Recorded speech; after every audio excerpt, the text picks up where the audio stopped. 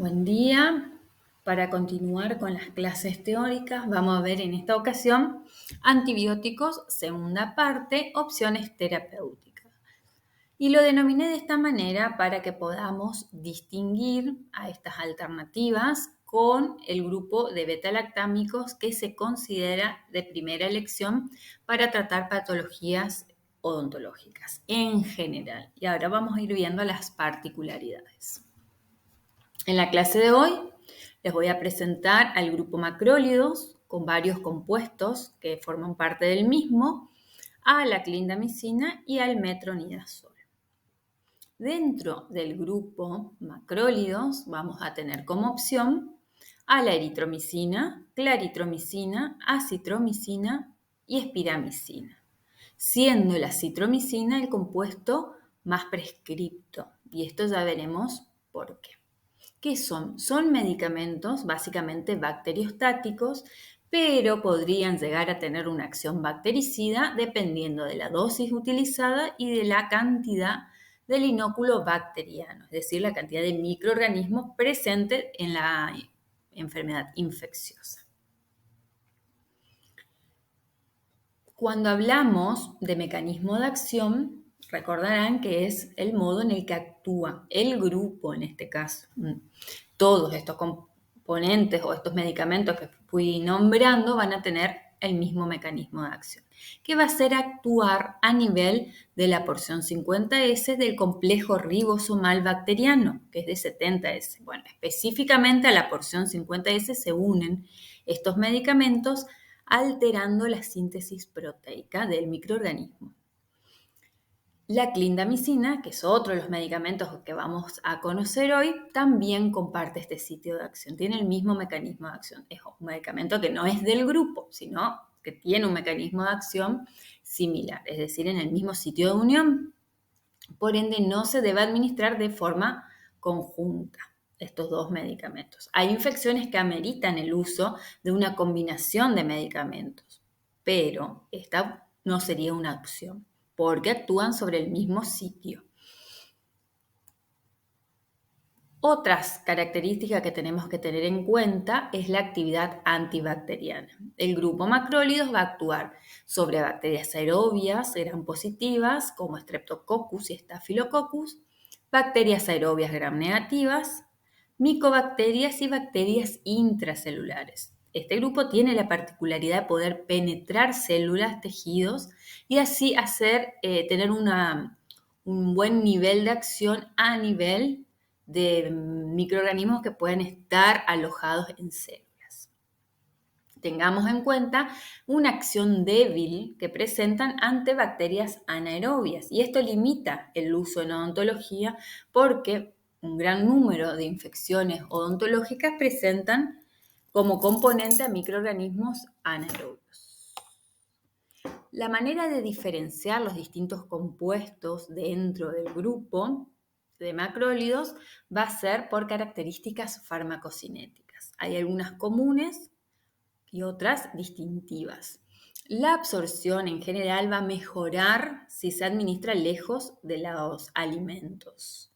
La absorción es muy buena posterior a una administración oral, llegando a tener una biodisponibilidad de un 90%. Específicamente, la eritromicina tiene un 20% aproximadamente de concentración tras atravesar la barrera hematoencefálica y puede llegar al líquido cefalorraquídeo en esta concentración, que no es un número óptimo, podemos decirle, pero tiene mayor llegada que el resto de los compuestos del grupo. Tiene una distribución elevada, dada su liposolubilidad, se metaboliza en hígado. En caso de insuficiencia renal no es necesario ajustar la dosificación. Sí, habría que revisar en casos de insuficiencia hepática, pero no en todos los casos es necesario hacerlo. Las indicaciones van a ser los sustitutos ideales o adecuados en pacientes que sean alérgicos a los beta-lactámicos, no es una alternancia o una intercambiabilidad óptima si el paciente puede recibir como tratamiento a la penicilina, por ejemplo, ¿no? O algunos de los compuestos dentro del grupo beta-lactámicos. Es indicado en casos de pacientes alérgicos. Y tiene otras indicaciones, como ser neumonías, alternativa de tetraciclina en infecciones uretrales, endocervicales, rectales. Para odontología, más que nada, específicamente para estos casos de alergia a beta-lactámicos. Presenta niveles plasmáticos bajos. Habíamos comentado que tiene muy buena penetración, llegada y concentración en células o en tejido. Es por ende que a nivel plasmático su concentración es baja. No sería ideal para casos de infecciones bacteriémicas, especialmente la citromicina. Acá debo aclarar que dentro del protocolo de profilaxis antimicrobiana la citromicina es una opción, pero en esos pacientes, justamente que sean alérgicos a la amoxicilina, que es el medicamento de primera elección o de primera indicación para una profilaxis, la citromicina podría ser opción para los pacientes alérgicos o la clindamicina. Y son pacientes en los que se busca prevenir una infección, no tienen instalada la infección. Aclarado esto, veamos cuáles son las diferencias que existen entre distintos compuestos del grupo.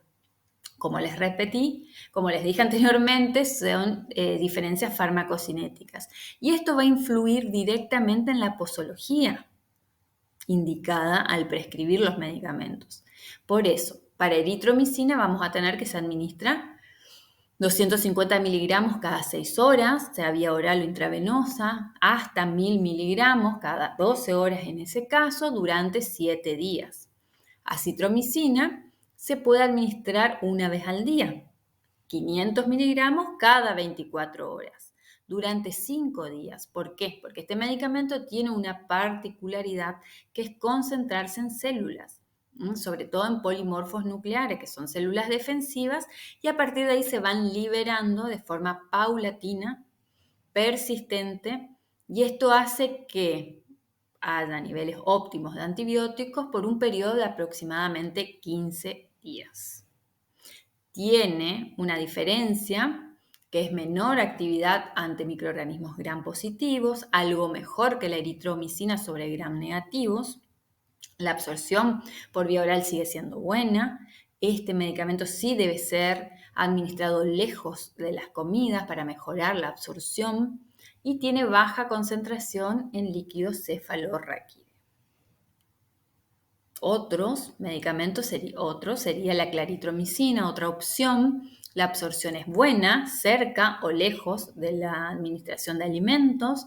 Presenta baja concentración en líquido cefalorraquídeo también.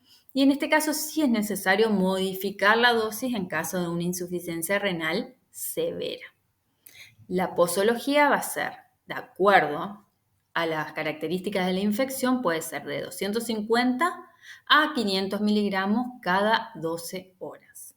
Acá lo importante es que respetemos el intervalo de administración. Algunos serán cada 6, otros cada 24 horas y otros cada 12 horas. Eso hay que tener muy claro a la hora de prescribir. Como efectos adversos, podemos observar algunos que son generales para el grupo y otros particulares.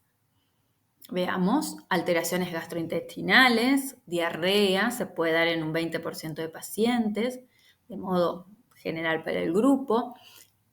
El estolato de eritromicina puede llegar a dar hepatitis colestásica. Por la gravedad de la presentación de estos efectos, es que no es la primera elección dentro del grupo hoy en día. Más se focaliza a los nuevos macrólidos, que es la citromicina o la claritromicina. Puede presentarse hipersensibilidad, aunque sea rara, no obstante, es posible. Con la citromicina se puede ver pérdida de gusto, estomatitis, glositis, prolongación del intervalo QT. Y continuamos con otro medicamento, que es la clindamicina. Es un medicamento bacteriostático, pudiendo ser bactericida también como el anterior, dependiendo de la dosis administrada y de la cantidad del inóculo bacteriano. ¿Cuándo vamos a indicar? Y esto lo importantísimo, digamos, cuando se determine, sea de forma empírica o con certeza, que la infección que presenta el paciente tiene una carga importante de microorganismos anaerobios, yo ya tengo que buscar medicamentos que tengan mayor o acción específica sobre estos microorganismos, ¿sí? Entonces ya empiezo a focalizar la terapéutica hacia estos dos compuestos que vamos a ver ahora, clindamicina o metronidazol. La clindamicina, entonces, indicada en infecciones por microorganismos anaerobios, incluyendo el Bacteroides fragilis. La actividad antimicrobiana va a estar dada entonces para bacterias anaerobias, sean gram positivas y negativas. Algunos aerobios gram positivos también, como estafilococos, neumococos, streptococos, pero no son sensibles a bacterias aerobias gram negativas. Las indicaciones serán, lógicamente, infecciones por microorganismos anaerobios, para profilaxis antimicrobiana, como opción cuando el paciente es alérgico a la amoxicilina, que es la primera opción, vuelvo a repetir, igual que la citromicina. En casos de osteomielitis, en casos de infecciones donde hay microorganismos productores de toxinas, porque este puede inhibir la liberación de las mismas, como en el caso de fascitis necrotizante, gangrena gaseosa. Como efectos adversos podemos encontrar diarrea, que es como la más frecuente, la colitis pseudomembranosa, que es un tipo especial de diarrea que puede producirse en un 6%, es de baja frecuencia, pero es grave. Entonces, hay que tener mucho cuidado o a realizar un seguimiento del paciente a quien indicamos clindamicina. Puede darse hipersensibilidad, puede darse trastornos hematológicos, químicamente es incompatible con la ampicilina. En embarazadas se recomienda buscar alternativas que sean más seguras para la paciente embarazada. No obstante, si es la única opción que tenemos disponible, se puede utilizar. La dosis que podemos seleccionar va a oscilar entre 150 a 300 miligramos cada 6 o cada 8 horas, teniendo como tope 1.200 miligramos al día. Todo va a depender de la gravedad de la infección. En general, 300 miligramos cada 8 horas o podría ser cada 6 horas es una indicación adecuada. El tratamiento puede durar 7 días o más. Sepamos que cuando está instalada una infección severa, el tratamiento ya es más complicado, o sea, la evolución llevará de 7 días a 10 aproximadamente y tenemos que ir haciendo el control para evaluar en días, reevaluar el medicamento que hemos indicado. Y el metronidazol es otra opción, son antibióticos bactericidas, actúan inhibiendo, en este caso, la síntesis de ADN bacteriano. Son utilizados básicamente en odontología para infecciones por bacterias anaerobias, gram negativas y espiroquetas. Como indicaciones tenemos la osteomielitis, primera línea de elección para el tratamiento de infecciones por Bacteroides fragilis, infecciones por anaerobios en general, en algunas patologías periodontales, en casos de colitis pseudomembranosa y otras. Como características farmacocinéticas, podemos ver que tiene una buena absorción, es rápida, buena distribución a tejidos, a líquidos corporales, se puede ingerir con alimentos, los antiácidos pueden disminuir su absorción, no se debe administrar con alcohol. Como efecto adverso podemos ver el sabor metálico característico, puede haber casos de hipersensibilidad marcada al metronidazol, alteraciones gastrointestinales. Hoy les decía como efecto adverso, como contraindicación la administración de alcohol en conjunto al metronidazol porque da como efecto indeseado uno que se llama tipo disulfiram, que es muy desagradable para el paciente, cursa con sensación de ahogo, sofoco como dolor en el pecho, calor, rubor, sensación de asfixia, de ansiedad, es como un estado general muy desagradable y se da por la interacción del alcohol con el medicamento. Y esto hace que el paciente rechace al tratamiento, que si está bien administrado es ultra necesario, ¿no? Es muy importante que el paciente continúe con su tratamiento. Es por ende, es por esa razón que nosotros debemos aclarar muy bien al paciente que este medicamento no debe ser administrado con alcohol, aunque este sea en baja proporción, digamos, ¿no? Ni una gota, hablando sencillamente, nada, ¿bien? Bueno, la posología va a ser, de acuerdo a la gravedad de la infección, 250 miligramos o 500 miligramos cada 8 horas. Lo mismo, la duración del tratamiento va a depender de la gravedad de la infección, de la evolución, 7 días o más. Dosis máxima, 4 gramos al día. Y estas son las opciones terapéuticas que tenemos, las que tienen que ver identificar cuándo sería adecuada su selección.